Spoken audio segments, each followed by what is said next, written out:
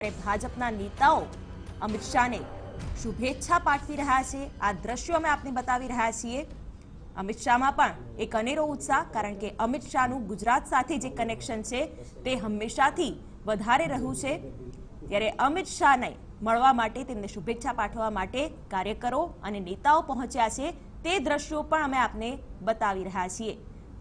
તો અમિત શાહના પરિવારજનો પણ તેમની સાથે હાજર છે। તેમના પત્ની સોનલબેન શાહ પણ દ્રશ્યોમાં જોઈ શકાય છે। આ સાથે તેમના પુત્ર જય શાહ પણ દ્રશ્યોમાં છે અને તેમના રોડ શોને લઈને જે ઉત્સાહ કાર્યકરોમાં છે તેટલો જ ઉત્સાહ તેમના પરિવારજનોમાં પણ જોવા મળ્યો છે। તો જૈન મુનિના આશીર્વાદ લીધા અને ત્યાર પછી હવે રોડ શોની તૈયારી કરવામાં આવી રહી છે। અમિત શાહે લોકોની શુભેચ્છાઓ સ્વીકારી હતી। આ દ્રશ્યો અમે આપને બતાવી રહ્યા છીએ।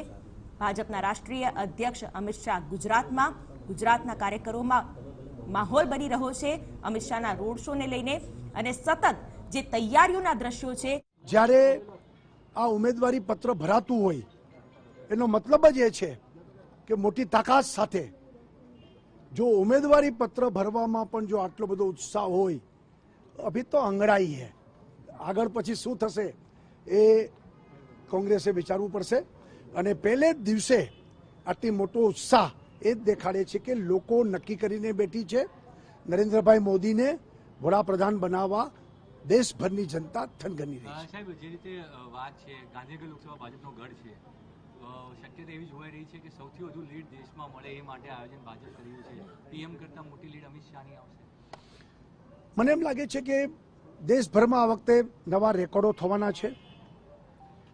ગુજરાતમાં બધી સીટો ઉપર વિક્રમજનક લીડો વધવાની છે, તો સ્વાભાવિક છે કે ગાંધીનગરમાં પણ હાઈએસ્ટ લીડ બને। વારાણસીમાં પણ એટલો જ થનગનાટ છે।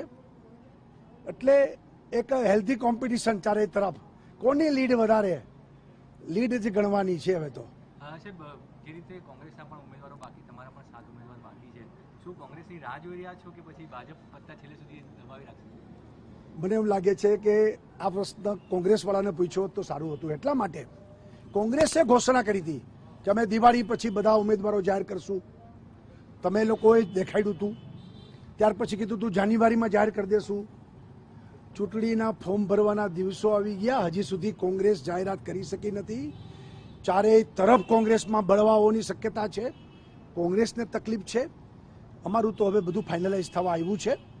રાષ્ટ્રીય અધ્યક્ષ આજે ફોર્મ ભરીને દિલ્હી જશે, તો લગભગ 24-48 કલાકમાં જ બાકીના ઉમેદવારો જાહેર થઈ જશે। એક એવી વાત આવી, નાયબ મુખ્યમંત્રીને મહેસાણા લડવાની વાત। ના, સાવ વાતમાં કોઈ દમ નથી।